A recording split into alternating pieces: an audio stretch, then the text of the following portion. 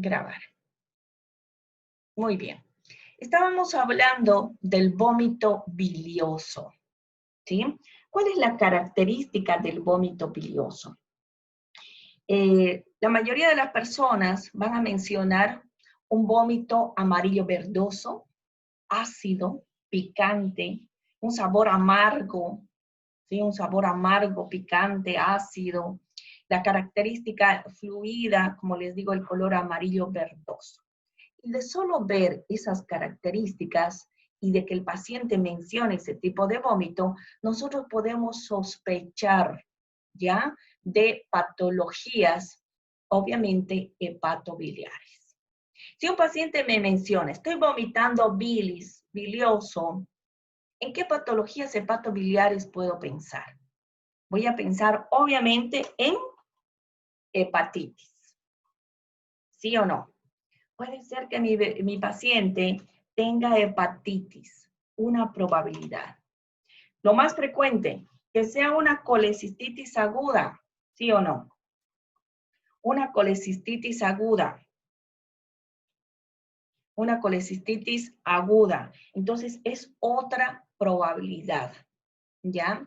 Puede ser que se trate de una coledocolitiasis, ¿no? Entonces, son varias patologías, ¿sí?, que pueden originar un vómito bilioso, ¿ya? Otro tipo de vómito. Tenemos el vómito purulento. Vómito purulento, ¿sí? El vómito purulento, ¿sí? Obviamente tienen su contenido pus. Tienen su contenido pus. ¿Qué vamos a poder observar? ¿Sí? Generalmente, lamentablemente, el vómito purulento no es exclusivamente pus. Ustedes saben que tendría que ser enorme la cantidad de, obviamente, de contenido purulento para que sea exclusivamente pus. Sin embargo, los pacientes mencionan probablemente un vómito alimenticio, ¿sí?, con pus. Casi siempre son mixtas, pero ustedes van a empezar a observar pequeñas cantidades de pus dentro de algunos tipos de vómito. ¿En qué tipo de circunstancias nosotros vamos a poder observar este tipo de vómito purulento?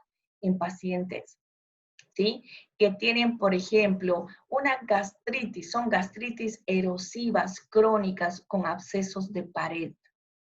En pacientes que tienen probablemente abscesos hepáticos y que el absceso hepático haya hecho de alguna manera una fístula o comunicación para poder haber drenado su contenido, ¿sí?, a través del estómago, ¿sí?, y obviamente expulsado.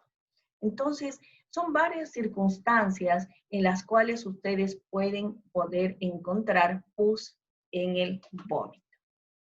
Otro tipo de vómito. Otro tipo de vómito recibe el nombre de hematemesis. Quiero recordarles que emesis, ¿sí?, que emesis es igual a vómito. Hematemesis significa hemato, sangre, y emesis, vómito. Este es el vómito con sangre. Ojo que si vos en una respuesta dices, está vomitando con sangre, no te la van a aceptar. El término correcto es hematemesis, ¿sí? ¿Quiénes son los pacientes que pueden vomitar sangre? A ver, ahora sí vamos a ver participación porque esto no es cosa del otro mundo, ¿no? Tenemos una noción, tenemos una idea clara. ¿Quiénes pueden vomitar sangre? A ver, vamos a ver. Paciente con A ver, úlceras. vamos a levantar manitos, chicos. ¿Hay manito o no hay manito acá? Hay manito, ¿no? No sé. Ya, dice, Javier Martínez levantó la mano. ¿Vieron? Hay manito. Dale, Javier Sí, Martínez. pacientes que tienen úlceras, que es muy importante tomar en cuenta eso, ¿no? Porque todo va a venir del tracto digestivo, sobre todo, ¿no? Y también hay que tomar en cuenta que la sangre quizás también puede ser de un color más oscura o, por así decirlo, negra, ¿no? Que eso Ya, ya se va a dar un tanto más al tema ya de las heces. ya, muy bien. Entonces, los pacientes que tienen úlceras, me dice. Álvaro, Los cirróticos, Doc, los cirróticos. ¿Por qué crees que los cirróticos vomitan sangre? por lo inflamado que tienen el hígado. Bueno, puede ser una probabilidad que los cirróticos sean alcohólicos crónicos y desde ya tienen úlceras, ¿no? O tienen gastritis erosivas hemorrágicas. Puede ser una probabilidad, ¿no? Pero la principal la causa, Álvaro, de que un paciente cirrótico presente hematemesis es que la mayoría de estos pacientes tienen hipertensión portal. Y la hipertensión portal origina varices esofágicas. Las varices esofágicas. Y el paciente con varices esofágicas es un paciente potencial de una hematemesis. ¿Quién más, Ok. chicos? Ojo que se está ganando puntaje, ¿no? No es que es en vano. ¿Dónde está mi lista? Acá. Doc, estoy desde el celo y no veo la manito para alzar. ¿Dónde han pillado la manito, chicos? A ver, cuéntenme. Javier Martínez, ¿dónde estaba la Tengo manito? que levantar la manito, creo. Ay, Adrián Soria Gallardo. Ahora sí, Ajá, exacto. oye. ¿Por alguna esofagitis o gastritis severa? Ya. A ver, algo más, otra patología más, porque hemos hablado mucho sobre eso, Adrián.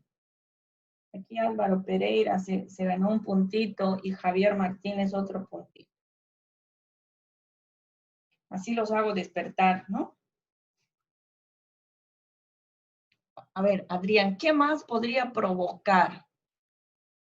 ¿Sí? A ver, Paciente Doc, vómito. ¿alguna patología o defecto de los vasos sanguíneos del tracto digestivo? Podría ser, ya.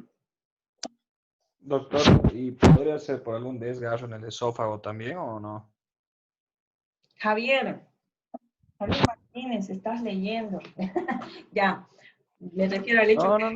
no, no. No que estás copiando, sino que estás inspirado hoy día. A ver, existe una patología que se llama el síndrome de Mallory-Weiss. Se las voy a explicar, ¿ya? Acá.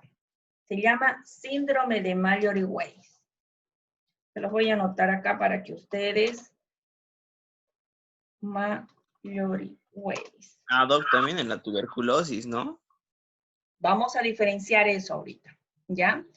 Están viendo el síndrome de Mallory-Weiss. ¿Sí? ¿Qué es el síndrome de Mallory-Weiss? El síndrome de Mallory-Weiss es una patología que se caracteriza porque en el intento repetido y forzado de vomitar, ¿sí? El paciente puede llegar a lastimarse, puede llegar a provocar fisuras, como decía, ¿no? Desgarros, ¿sí? Fisuras en el tercio inferior del esófago, ¿sí? Que posteriormente van a empezar a sangrar y el paciente termina vomitando sangre. ¿Quiénes vomitan, ¿sí? De forma intencional todo el tiempo? Y obviamente forzan el vómito. ¿Bulímicos? Con pacientes con trastornos neurológicos, psiquiátricos, Bulimia, Doc. bulimia, los pacientes anoréxicos también en ciertas etapas, ¿no? Para llegar a esa etapa de la anorexia. Entonces, los trastornos psiquiátricos y una patología de la mujer embarazada que se llama hiperemesis gravídica. Ojo que eso no es intencional, ¿no? Por cambios hormonales, cuestiones psicológicas, resulta que la paciente empieza a vomitar de forma incontrolada que puede llegar a provocar, ¿sí? Que puede llegar a provocar, vamos a ver quiénes han levantado la mano. Ahí. A ver, dígame, ¿qué más opinan ustedes? ¿Alguien más? No, nada más. Entonces, les decía el síndrome de Mallory-Weiss. Ahora, con respecto al comentario de su compañero, dice, los pacientes con tuberculosis, Eso no se denomina hematemesis. Quiero recalcar que el concepto claro del vómito dice, ¿sí? Es la expulsión del contenido gastrointestinal, sobre todo el contenido gastroduodenal a través de la boca. ¿Sí? Ese es el requisito indispensable. ¿Qué pasa con la tuberculosis? ¿Sí? La sangre no viene del contenido gastrointestinal, no viene del estómago. ¿De dónde viene? Del aparato respiratorio. Y no se llama hematemesis.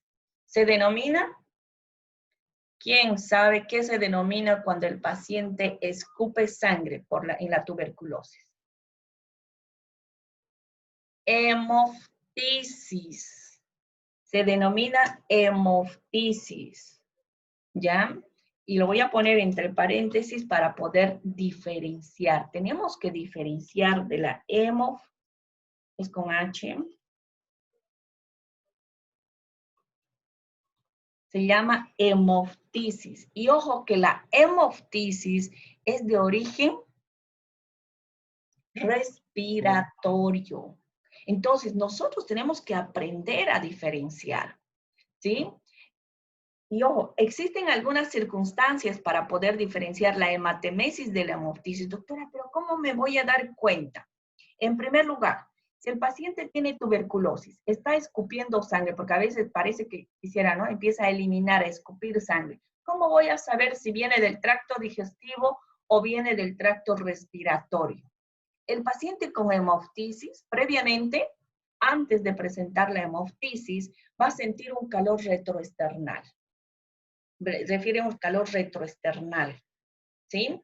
Además, este paciente, de referir ese calor retroesternal, va a empezar a toser, ¿sí? Y al escupir la sangre, ustedes van a poder observar que viene acompañado de saliva airada, como les digo, con burbujas de aire, una saliva burbujeada, ¿sí? Y obviamente sangre viva, roja, rutilante. Esa es la característica fundamental de la hemoptisis, ¿no? Y es otra de las características, o sea, generalmente se acompaña de tos y dolor, calor retroesternal. En cambio, la hematemesis no, ¿ya? Esa es muy diferente. Bueno, entonces hemos hablado de algunas patologías que pueden provocar hematemesis. Hemos hablado de las úlceras gástricas, hemos hablado del síndrome portal, en este caso de las varices esofágicas. ¿Qué más? Hemos hablado del síndrome de Mallory-Weiss, ¿sí? Y aquí lo más importante que nos falta, chicos, se denomina cáncer, ¿sí? El cáncer es una de las principales patologías capaz de provocar hematemesis. ¿Está claro? El pancreático igual, ¿no, Doc? El cáncer pancreático. Sí, puede ser. Generalmente las patologías pancreáticas en su inicio llegan a provocar primeramente los vómitos biliosos, te comento. ¿Sí? El vómito bilioso. Entonces, ya posteriormente, ustedes van a ver que por obstrucción porque el cáncer de cabeza de páncreas ya llega a provocar uno de los síntomas más importantes que llega a ser, por ejemplo, la ictericia. ¿Ya? Entonces, no se olviden del cáncer. El cáncer es fundamental para la hematemesis, ¿no? Bueno, otro tipo de vómito, que es muy importante también, se llama vómito porráceo. Porráceo, ¿sí? Se llama así, vómito porráceo, porque se parece al puerro del café, ¿sí? A la borra del café. ¿Han destilado café natural, el café casero, ustedes chicos? ¿Toman puro Nescafé? No hemos destilado alguna vez café.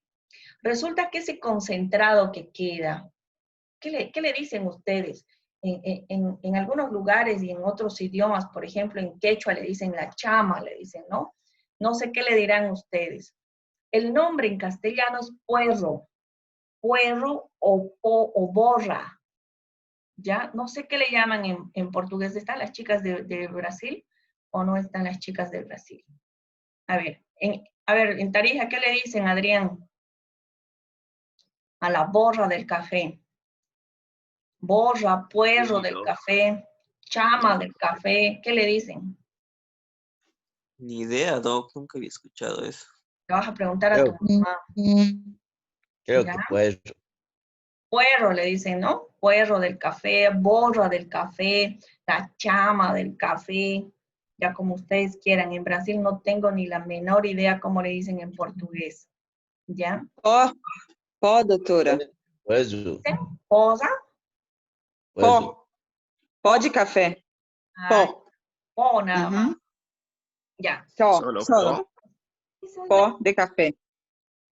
esa es la o- característica. Me la vas a escribir en el chat. quiero aprender. Ya, porque a veces yo ahí les ayudo.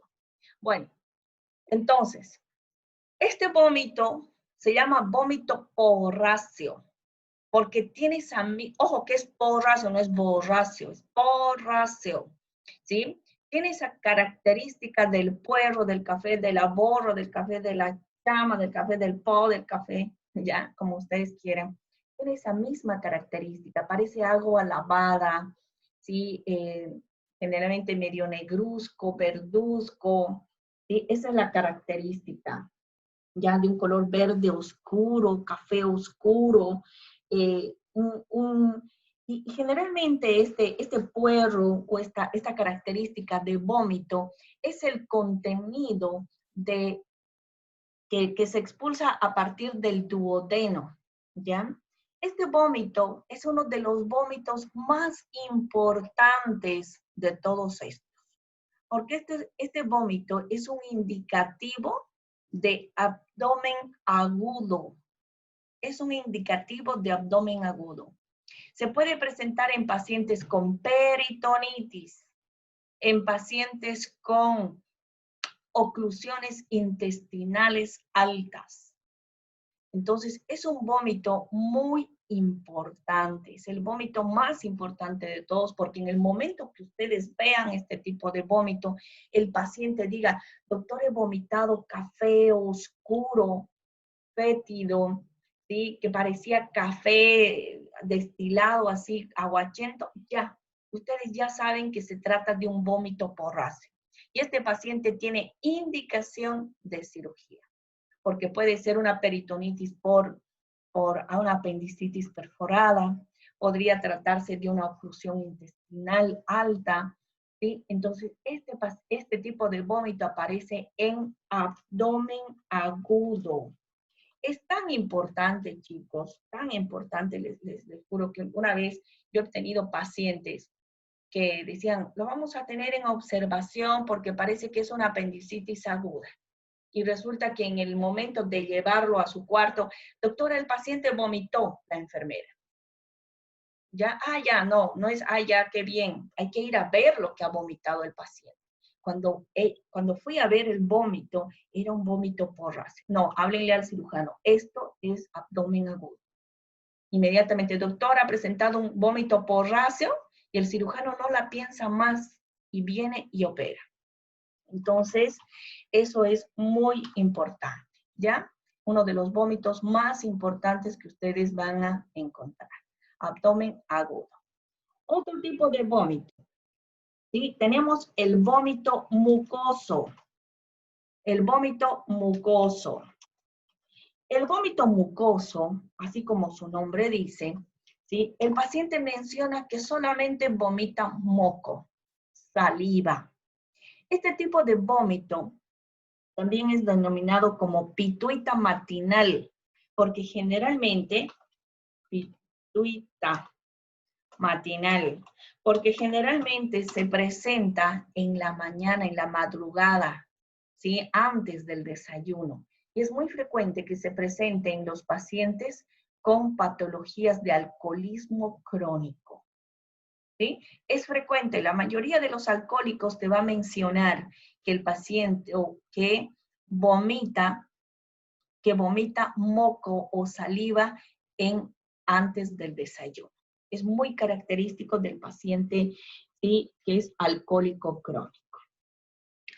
Tenemos otro tipo de vómito, el último. Se denomina vómito fecaloideo. Se llama vómito fecaloideo. Me olvidé el vómito, pero ustedes saben qué es vómito. Vómito fecaloideo. Las características de este vómito es que lamentablemente el paciente empieza a vomitar heces fecales. ¿En qué tipo de circunstancias nosotros vamos a poder observar que el paciente vomita heces fecales? Cuando existe una comunicación, chicos. Vamos a volver a esta diapositiva. Imagínense ustedes una fístula del estómago con el colon. Aquí está el colon ascendente, transverso, descendente, hasta sigma, el recto y el ano. Imagínense que por alguna situación, puede ser una úlcera péptica perforada, que han llegado a fistulizar. ¿Qué es una fístula? La fístula es una comunicación patológica entre dos vísceras huecas o dos órganos, ¿sí? Y resulta de que ha existido una comunicación patológica entre el cuerpo, el del estómago y el colon. Entonces, a través de esa fístula puede existir, ¿sí?, obviamente la contaminación del estómago y salir heces fecales, porque a este nivel del colon, obviamente, ya existe heces fecales, ¿sí?, que llegan al estómago, provocan irritación y son expulsadas a través de la boca. Es una probabilidad de que esta sea la causa de un vómito fecaloideo. Sin embargo, también existe otra probabilidad, ¿ya? Les voy a comentar un caso clínico para que ustedes me entiendan. Un día llegó a la consulta médica una niña jovencita, de unos 13 a 14 años de edad, ¿no? La mamá mencionó de que esta niña no había defecado aproximadamente como unos 14 a 15 días. No había eliminado heces fecales. Ella tenía una patología que se denomina el síndrome o la enfermedad de Hirschsprung. ¿Ya? Se escribe así. Voy a volver acá. Acá hemos dicho fístulas, ¿sí? Y la otra enfermedad se llama Hirschsprung. Probablemente me estoy equivocando en una letrita, pero esta es la forma para que ustedes me entiendan. Se llama Hirschsprung, ¿ya? Este síndrome o esta patología, la enfermedad de Hirschsprung, se caracteriza por un dólico megacolon no chagásico, ¿sí? O sea, es un dólico, significa largo, mega, ancho, colon, ¿no? Un dólico megacolon congénito. Imagínense, congénitamente ella tenía esa predisposición de que su intestino, sobre todo el colon, iba a crecer de forma desproporcionada. Se llama la enfermedad o el síndrome de Hirschsprung. ¿Ya? Desde muy niña, ella había padecido de esa patología, de esas complicaciones, con estreñimientos crónicos, lo llevaban a un pediatra, a otro pediatra, de todo absolutamente, ¿no? Hasta que llegaron a determinar de que se trataba de un Hirschsprung, de un megacolon congénito, ¿ya? Obviamente la mamá se preocupaba todo el tiempo de darle una dieta saludable, de estimular la catarsis todos los días. Delia dice, yo la tenía de bebé, tenía que sentarla hasta que haga y no la levantaba, ¿no? Entonces la estimulaba. Obviamente con el transcurso de los años, la niña fue ganando independencia, ¿no? Ya la mamá no la llevaba al baño, sino simplemente seguramente le recomendaba. No vas a entrar al baño, no te vas a aguantar, no es necesario que todo el tiempo esta paciente defeque, ¿no? Llegó un día donde lamentablemente, aparentemente la niña parecía que le mentía a la mamá, la engañaba a la mamá, era, ya he sentado al baño, has hecho, digamos, ¿no? Y la niña era sí, sí, pero en realidad era no. No había hecho deposiciones en más de 2 semanas. Y claro, la niña empezó a presentar signos y síntomas. ¿Sí? Por la acumulación de las heces fecales, primeramente presentó fiebre, empezó a descompensarse. Les comento que la niña vino en un shock séptico. Increíble, pálida. El shock séptico es indudablemente, o sea, cuando tú lo ves no hay forma de equivocarte. Una palidez extrema, hipotérmica, hipotensa, de solo verla, un shock séptico de verdad. Al principio, claro, ella presentó fiebre, pero después nada. Estaba hipotérmica, hipotensa, pálida. Era increíble, de solo verla te impresionaba la niña. Y la mamá dice, está vomitando caca, está vomitando heces fecales. Era increíble de verla esa niña, ¿no? Ya la mamá le había preguntado y bueno, la niña tuvo que confesar la verdad, que no había defecado en más de 2 semanas, ¿ya? Inmediatamente la atendimos, le puse una sonda nasogástrica, ¿sí? Y era increíble, aspiraba y salía heces fecales. Aspiraba y salía heces fecales. Era tremendo. Yo estaba con 3 barbijos y era intolerable. Le pusimos sonda rectal. Tuvimos que hacer una técnica o maniobra para sacar, porque se habían prácticamente formado, petrificado algunas heces fecales. Tuvimos que extraerlas manualmente y salían heces fecales. El doctor, el cirujano me dice, tengo que entrar a operar. Pero desde ya, ¿sí? Habló con los familiares, les dijo de que realmente, o sea, era un caso muy complicado, que existía muy mínima probabilidad que iba a aguantar la cirugía y probablemente después subsistir o salir adelante, porque estaba muy séptica la paciente, ¿no? Entramos a la cirugía, era increíble, les juro que yo creo que tenía que entrar por la anestesia, por el cuadro clínico, o sea, había que colaborar bastante, pero les juro que yo no aguantaba ni 3 minutos, entraba y salía, entraba y salía. El que más aguantaba creo que era el cirujano, que se aguantaba 15 minutos y tenía que salir a respirar, full ventiladores, full aire acondicionado y nada, ¿sí?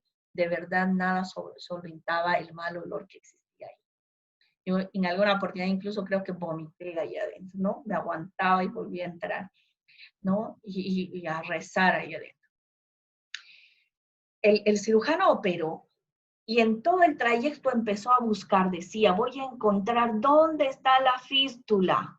Todo el tracto digestivo la hurgó, la manipuló, revisó de forma exhaustiva para ver dónde se encontraba la fístula que estaba realizando la conexión con el estómago. Jóvenes, no había fístula. No había absolutamente una fístula de comunicación. Todo el intestino estaba íntegro. ¿Qué es lo que había pasado con esta niña? Las heces fecales se fueron acumulando de tal manera que en algún momento llegó al intestino delgado, se saturó completamente, llegó al intestino delgado y por movimientos antiperistálticos como un mecanismo de protección, ¿sí? El organismo, como no podía eliminar por abajo, empezó a tratar de eliminar por arriba.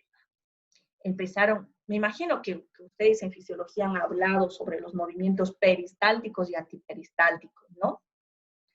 Normalmente los movimientos peristálticos son progresivos, los antiperistálticos no, ¿sí? Son a la inversa. Entonces, aparecieron los movimientos antiperistálticos y empezaron a tratar de liberar el colon por vía digestiva alta. Lamentablemente, estas áreas son mucho más frágiles, no cuentan con los mismos mecanismos de defensa, aparte que probablemente la niña se broncoaspiró, ¿sí? Y la niña estaba en una completa sepsis. Hicimos un lavado. Dios mío, creo que Si gastamos como unas 5 cajas de solución fisiológica en lavar, en limpiar, fue poco, de verdad. La niña salió de la cirugía, estuvo 5 días en terapia intensiva, pero realmente la sepsis era muy importante y no la soportó. La cirugía sí fue exitosa, fue todo, pero la sepsis ya había contaminado todo el cuerpo, ¿no? Entonces, es complicado, chicos, de verdad. Hay casos clínicos tan raros, tan diferentes que te marcan. Miren, yo nunca me olvido de esa paciente, de esa pobre niña, ¿no? Estuvo creo que unos 5 días en terapia intensiva y lamentablemente falleció. Entonces, ese es el vómito fecaloideo. Hemos hablado del vómito alimenticio, del vómito bilioso, del purulento, de la matemesis, del vómito más importante que se llama vómito porráceo, del vómito mucoso y del vómito fecaloideo. Esos son los principales, ¿sí? Con respecto al vómito. ¿Dudas, preguntas hasta aquí? Nada. Doctora, Dime. A ver. un paciente con cólera, ¿qué vómito abarcaría? Ya, te comento un poquito. En primer lugar, el cólera es una bacteria que provoca un tipo de diarrea denominado diarrea osmótica, ¿ya? O una diarrea osmótica secretora, porque es combinada. El cólera tiene una enterotoxina que provoca que las células, sobre todo de todo el tracto digestivo, intestinal, empiecen por ósmosis, empiecen a provocar, ¿sí?, una gran secreción de líquidos dentro del contenido intestinal, ¿ya? Y la exagerada saturación de este contenido se hace que se elimine prácticamente bastante cantidad. El paciente de cólera se muere más por deshidratación que por la infección. Esa es la verdad. Y esa misma característica afecta también al estómago. Entonces empiezan a hipersecretar moco y sobre todo líquido. Y se van a dar cuenta que los vómitos del paciente con cólera, yo honestamente no he visto ni un solo caso con cólera, les soy honesta. Creo que la única oportunidad donde había bastante, fue una época que hubo una epidemia, ¿se acuerdan? Pero yo era prácticamente una niña y no volví a ver. Yo por teoría nomás te manifiesto que los vómitos son mucosos, tienden a tener bastante moco en su contenido. Son líquidos, abundante líquido, con pequeños fragmentos de moco debido a la secreción. Eso te lo digo por teoría. Por experiencia, jamás he visto un paciente con cólera. No lo he visto, ¿ya? Y si alguna vez, digamos, he experimentado de ver a un paciente con cólera es porque me acuerdo, digamos, porque hubo una epidemia, no me acuerdo en qué año, probablemente ustedes todavía no existían o estaban bebecitos, ¿no? Fue si no me equivoco, por el 90, 88, que hubo una epidemia. Lamentablemente los peruanitos fueron los primeros en contaminarse por el consumo de pescado contaminado, ¿no? Y de ahí se difundió todito de Latinoamérica. Pero no me acuerdo qué año fue, honestamente. Y ahí me acuerdo algo porque vi algunos pacientes, bueno, en esa época no era médico, era una niña, ¿no? Que experimenté viendo algunos probablemente familiares, puede ser con esa patología. Pero no lo he visto. Era increíble de ver, ¿no? Con decirte que ya ni se aguantaban y era líquido y líquido que expulsaban en la diarrea. Era grave. Lo que sí me acuerdo que el tratamiento era tetraciclina. A todo el mundo regalaban tetraciclina y sales de rehidratación oral. Bueno, a ver, vamos a continuar. Vamos a hablar ahora de otros síntomas. Hemos hablado del dolor, hemos hablado de la halitosis, de las náuseas, de los vómitos, de las arcadas. Y les cuento que existe otro síntoma. Se llama regurgitación. ¿Sí? ¿Han escuchado de eso? Dice, el bebé está regurgitando. ¿Sí? La regurgitación, ojo, no es vómito. ¿ya? No es vómito, tomen en cuenta eso. Muchas veces confundimos la regurgitación con el vómito. ¿Está vomitando? No, muchas veces es simplemente una regurgitación. ¿Qué es la regurgitación? La regurgitación es el retorno de una pequeña cantidad de alimentos o del contenido gástrico sin el esfuerzo de vomitar. ¿En qué tipo de circunstancias una persona puede regurgitar? O sea, puede devolver una pequeña cantidad de los alimentos o del contenido gástrico, ¿sí? Hacia afuera a través de la boca. ¿Sí? Cuando existe el aumento de la presión intratorácica o intraabdominal. Intraabdominal. Podría deberse al exagerado consumo de alimentos. Es muy frecuente, por ejemplo, en los pacientes obesos. En los pacientes que son obesos, que son muy gorditos, resulta que puede existir una incontinencia del esfínter esofágico inferior por una dilatación exagerada del estómago. ¿Sí? Me dejo explicar. A ver, de nuevo voy a volver a esta imagen. A este nivel se encuentra el esfínter esofágico inferior, ¿ya? Justo en la unión entre el esófago